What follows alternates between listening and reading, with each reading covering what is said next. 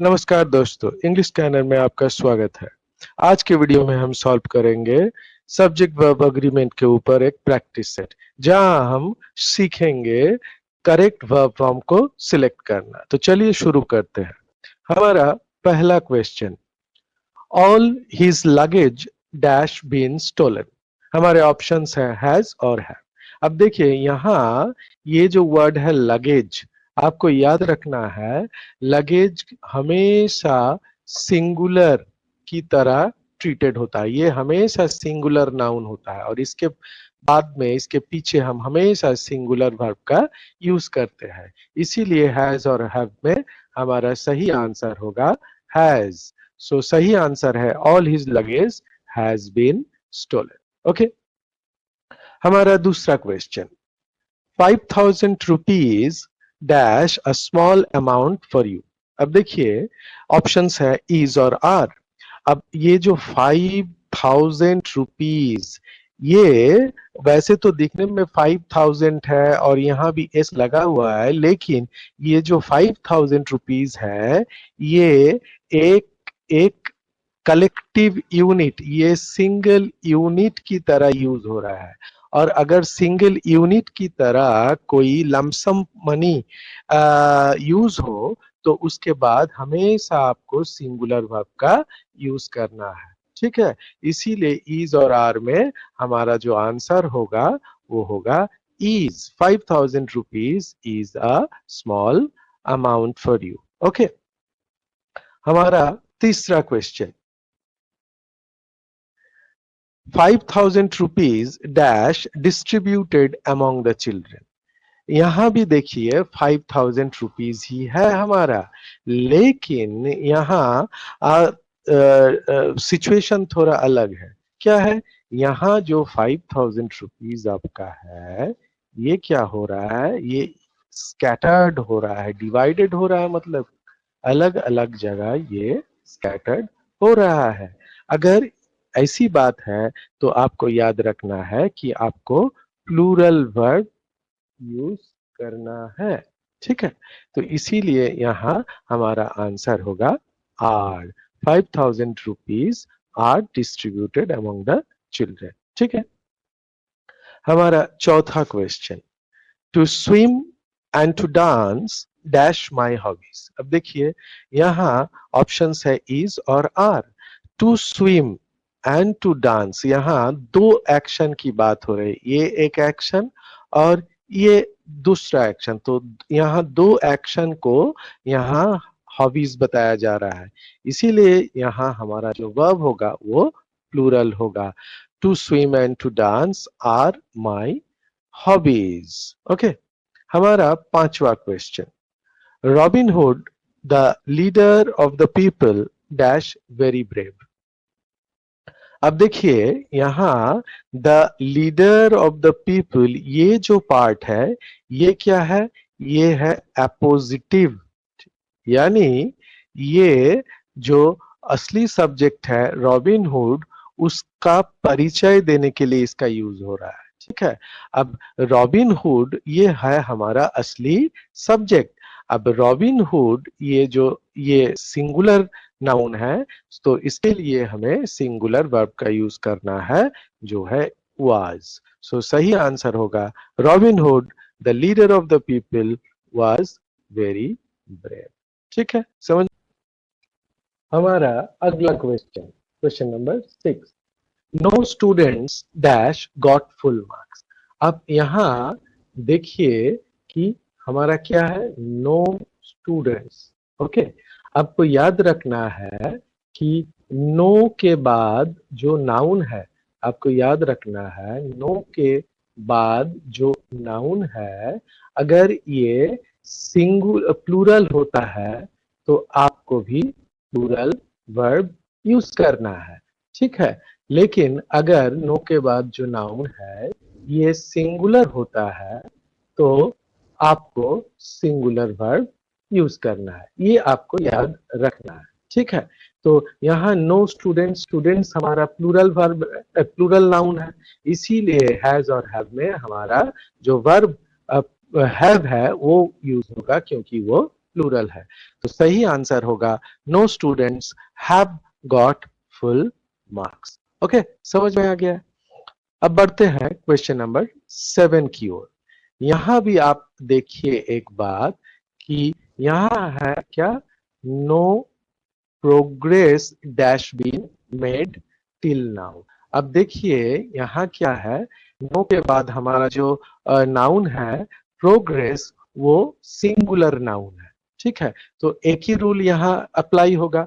No के बाद अगर सिंगुलर नाउन होता है तो यहाँ सिंगुलर वर्ब यूज होगा। हैज और हैव में सिंगुलर है हैज, इसीलिए हैज होगा हमारा सही answer. No progress has been made till now. तो आपको याद रखना है, नो के बाद अगर सिंगुलर नाउन है सिंगुलर वर्ब होगा, प्लूरल नाउन है प्लूरल वर्ब होगा। चलिए बढ़ते हैं हमारे अगले क्वेश्चन की ओर, question number 8। All my money dash lost. अब देखिए यहाँ हमारा जो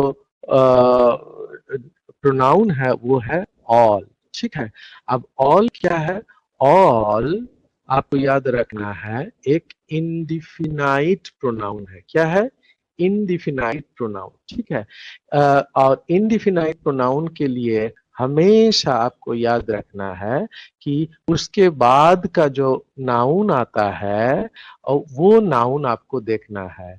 अगर वो नाउन सिंगुलर है तो सिंगुलर वर्ब यूज होगा, और अगर वो नाउन प्लूरल है तो उसके बाद आपको प्लूरल वर्ब यूज करना है। अब देखिए ऑल माई मनी। अब देखिए मनी क्या है, मनी सिंगुलर होता है, मनी तो सिंगुलर नाउन है, इसीलिए जो हमारा वर्ब होगा वो सिंगुलर होगा। सो इज और आर में सिंगुलर है इज, तो यही होगा हमारा answer, all my money is lost.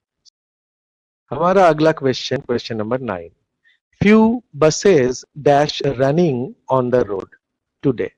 Few buses. अब देखिए ये जो फ्यू बसेस है, फ्यू आपको याद रखना है, फ्यू है एक्चुअली एडजेक्टिव ऑफ नंबर। ठीक है, और फ्यू के बाद हमेशा ये नंबर है, इसीलिए इसके बाद हमेशा आपको प्लूरल वर्ब का यूज करना है। सो यहाँ हमारा आंसर होगा आर।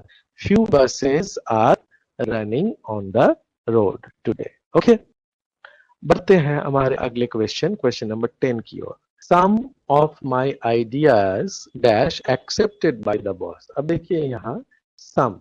अब सम है क्या, सम एक्चुअली एक इंडिफिनाइट प्रोनाउन है। ठीक है, और सम के बाद जो नाउन आता है आपको देखना होगा कि वो नाउन काउंटेबल नाउन है या अनकाउंटेबल नाउन है।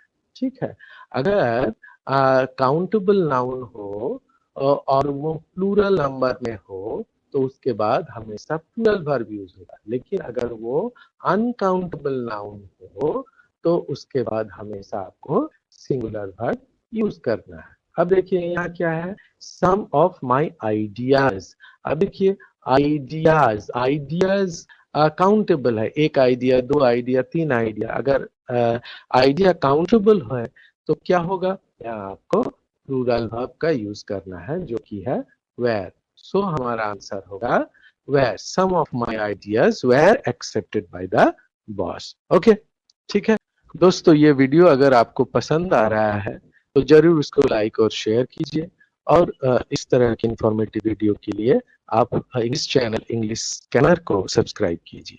तो बढ़ते हैं हमारे अगले क्वेश्चन की ओर, जो कि है question number 11। Everybody dash to be on time. देखिए एवरीबडी, ठीक है, ये एवरीबडी, एवरीबडी क्या है, एवरीबडी एक, एवरीबडी है एक डिस्ट्रीब्यूटिव प्रोनाउन। ओके, क्या होता है ये डिस्ट्रीब्यूटिव प्रोनाउन, और डिस्ट्रीब्यूटिव प्रोनाउन हमेशा सिंगुलर होता है, इसीलिए इसके बाद हमें सिंगुलर वर्ब का यूज करना है। तो हैज और हैव में हैज हमारा सिंगुलर वर्ब है, इसीलिए हमारा आंसर होगा has. Everybody has to be on time. Okay, समझ में। तो चलिए बढ़ते हैं क्वेश्चन नंबर 12 की ओर। क्वेश्चन नंबर 12 क्या बोल रहा है? A number of students dash made this mistake. आपको याद रखना है अ नंबर ऑफ, इस फ्रेज के बाद जो वर्ब आएगा वो हमेशा प्लूरल होगा। ठीक है, आपको याद रखना है अ नंबर ऑफ, इसके बाद हमेशा प्लूरल वर्ब का यूज करना है। ठीक है, और हैज और हैव में प्लूरल है हैव, इसीलिए सही आंसर होगा have. A number of students have made this mistake. ठीक है, अब क्वेश्चन नंबर 13। अब देखिए यहाँ है the number of students in my class dash 40। अब यहाँ आपको देखिए थोड़ा सा डिफरेंस है, द नंबर ऑफ, तो आपको याद रखना है द नंबर ऑफ अगर कोई सेंटेंस के शुरुआत में आता है उसके बाद आपको हमेशा सिंगुलर वर्ब यूज करना है, इसीलिए इज और आर में यहाँ सही आंसर होगा is. The number of students in my class is 40। सो क्या आपको याद रखना है?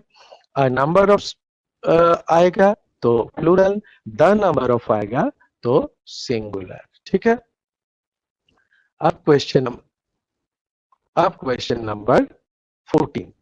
both these both of these girls dash minors। आपको हमेशा याद रखना है कि both अगर किसी सेंटेंस को शुरू करता है, यानी कोई सेंटेंस अगर both से शुरू होता है तो उसका जो वर्ब होगा वो हमेशा प्लूरल होगा, क्योंकि both का मीनिंग है दोनों। तो यहाँ इज और आर में प्लूरल है आर, तो आर होगा हमारा सही answer. Both of this girls are miners.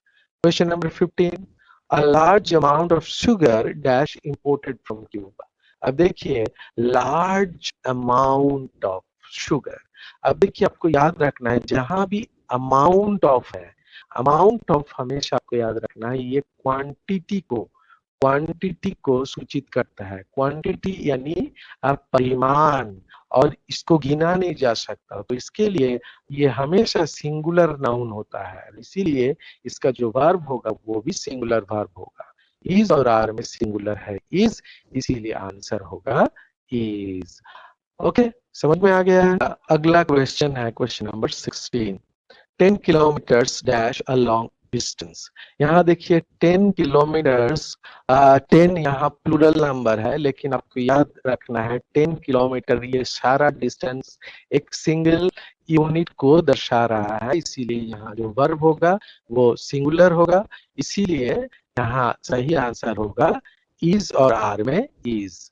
Okay, so 10 kilometre is a long distance.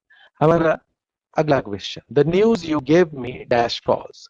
News ये वर्ड हमेशा सिंगुलर होता है, ठीक है, आपको याद रखना है न्यूज सिंगुलर नाउन है, इसीलिए इसका वर्ब भी हमेशा सिंगुलर वर्ब ही होगा। वाज वेयर में सिंगुलर है वाज, इसीलिए आंसर होगा was. The news you gave me was false. Question number 18। There dash some paintings on the wall. अब देखिए ये सेंटेंस स्टार्ट हो रहा है देयर से, आपको याद रखना है अगर कोई सेंटेंस देयर से स्टार्ट हो तो आपको देखना है वो किस नाउन को सूचित कर रहा है। अगर वो सिंगुलर नाउन को सूचित कर रहा है तो उसके पीछे सिंगुलर वर्ब होगा, लेकिन अगर वो प्लूरल नाउन को सूचित कर रहा है तो वो प्लूरल वर्ब होगा। जैसे देखिए यहाँ पेंटिंग्स, पेंटिंग्स तो प्लूरल नाउन है, इसीलिए यहाँ जो वर्ब होगा वो प्लूरल होगा, और इज और आर में आर है प्लूरल, इसीलिए यही होगा हमारा answer. Okay, there are some paintings on the wall. Question number 19। The furniture of the room dash new. अब देखिए फर्नीचर, फर्नीचर हमेशा सिंगुलर नाउन होता है और इसके लिए हमेशा सिंगुलर वर्ब आपको याद रखना है। सो इज और आर में सिंगुलर है इज, इसीलिए all the furniture of the room is new. Furniture हमेशा सिंगुलर होता है। ठीक है, हमारा आखिरी question, all the criminals dash sent to the prison. देखिए ऑल के बाद जो नाउन आएगा वो अगर सिंगुलर हो तो सिंगुलर वर्ब, प्लूरल हो तो प्लूरल वर्ब। यहाँ देखिए क्रिमिनल एक प्लूरल नाउन है, इसीलिए जो वर्ब होगा वो प्लूरल वर्ब होगा। वाज और वेयर में वेयर है प्लूरल, तो यही होगा हमारा सही आंसर। ओके, तो दोस्तों अगर ये वीडियो आपको पसंद आया है तो इसको जरूर लाइक और शेयर कीजिए और हमारे चैनल इंग्लिश चैनल को सब्सक्राइब कीजिए, बेल आइकन को दबा दीजिए ताकि जब भी मैं इस तरह की कोई इंफॉर्मेटिव वीडियो पोस्ट करूं वो आपको आपको उसकी नोटिफिकेशन जल्दी से जल्दी मिल जाए। ओके।